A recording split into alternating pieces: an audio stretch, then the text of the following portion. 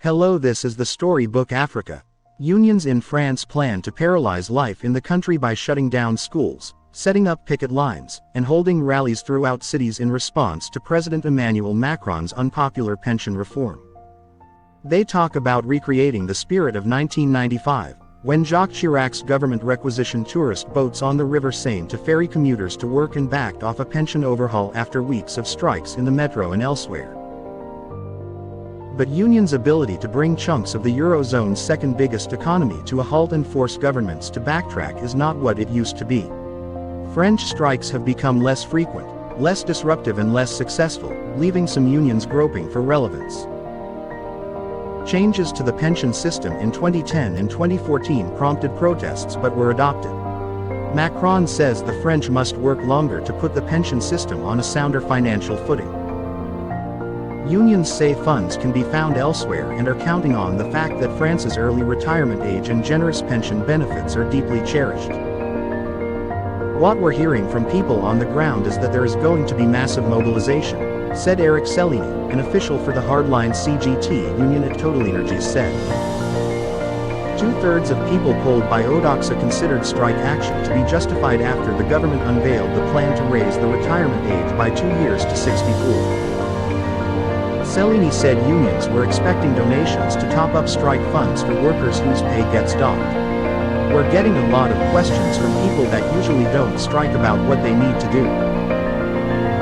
The unionists' aim is to tap into widespread discontent left by the COVID-19 pandemic and cost of living crises to energize their pushback against the pension overhaul due to be debated in Parliament in the coming weeks. People are just fed up.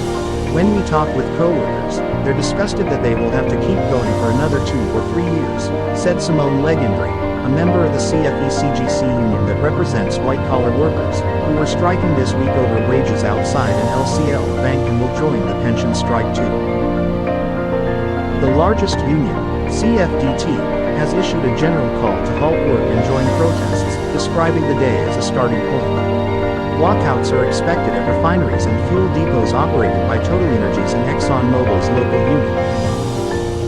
Airlines including Air France and Vueling, owned by IAG, have been asked by the regulator to cancel 1 in 5 flights out of Paris's second biggest airport, Orly. Yet since 2015, France has on average lost fewer work days to strikes than Britain, according to data from the International Labour Organization, which do not reflect the most recent waves of UK strikes. The looming showdown with the government will be the last chance for militant CGT leader Philippe Martinez, who for many is the face of unionism in France, to leave his mark before standing down in March. Once rooted in the Communist Party, the CGT, which has threatened to cut off electricity to the elite, has lost its standing as France's biggest union to the more pragmatic and reform-minded CFDT. When there is such a dangerous reform, it's a good sign when all of the unions stand together, the mustachioed Martinez told France 3 television channel.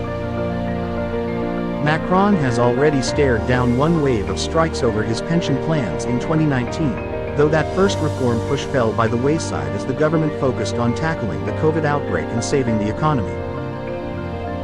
While now, unlike in 2019, the CFDT is joining the strikes, it is not yet clear how long its members will persist.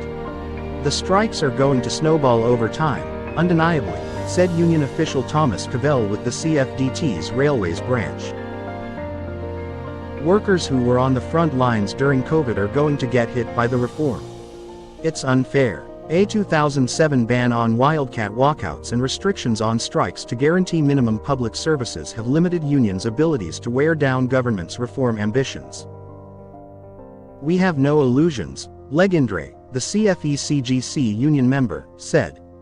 We can't be sure the government will back down, but we've got to give it everything we've got. It's now or never.